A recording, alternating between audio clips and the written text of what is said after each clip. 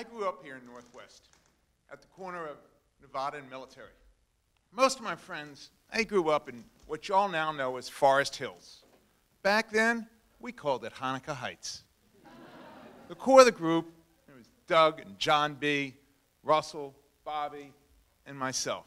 That group, the whole group, produced a couple of doctors, but then, well, one of the doctors had to kind of give back his license.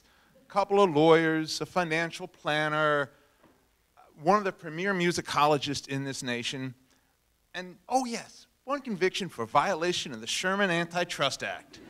And of course, your favorite trash man. We weren't criminals. We weren't thugs. We were what were affectionately referred to as delinquents.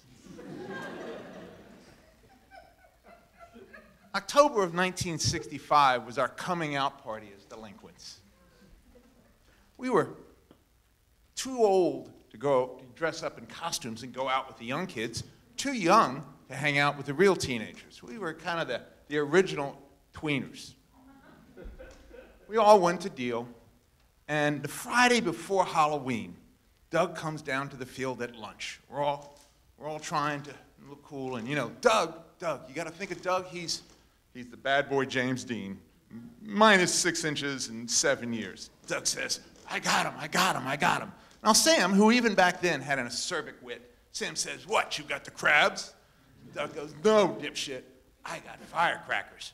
I got ash cans, and I got cherry bombs, and I got strings and strings of Chinese firecrackers. I got enough firecrackers we can blow up Russia. Now, in retrospect, little did we know we probably did have enough to blow up Russia. We are going to destroy every pumpkin in Hanukkah Heights. Now, you got to understand, we're not the brightest guys around. We had to take it from here. So, Halloween falls on the Sunday that year. We had 2 whole days of pumping ourselves up, 2 whole days of planning our badass activities. Sunday night comes, it's about 8 o'clock, and the first thing we do is we take some Chinese string firecrackers and we throw them amongst the little kids. So we run up to them and we steal their candy, because after all, we do need our sugar fixes. And then we turn to a little bit more of the traditional teenage activities. Throwing rolls of toilet paper over trees endlessly, and seeing what obscenities we could write in our neighbors' lawns using shaving cream in foot-high letters. Then about an hour after we got started, Doug says, oh, this stuff's getting boring. It's getting boring. Let's get to blowing up the pumpkins. So I reach into the bag of firecrackers, and I take out a cherry bomb. Now, you got to understand, cherry bombs, they look like cherries, except instead of a stem, they've got a fuse. You light a cherry bomb, you throw it, boom! Loud noise, not a lot of destructive power. I take the first cherry bomb, I stroll up to our house, light it, drop it. I got to run away, because it's going to go off quickly. I get down the bottom of the steps, boom! Boom, it went more boom. Not exactly what we were looking for. Doug goes, this is not what we're looking for. But now we're going to plan. The next time we go around the corner, and the next time, Doug takes 2 cherry bombs, twists them together. Somewhere in that bag of firecrackers were fuses. He takes a little section of fuse, ties it on. He strolls up a little bit to the next house, lights it, drops it in. He can stroll away. He's got plenty of time because there's a fuse on it. Gets down the bottom of the steps. Boom! Now we're getting the effect we want. Now we know what we're doing. So we spend about the next hour down Chesapeake, across Linian, up Davenport. We are destroying every pumpkin in Hanukkah Heights.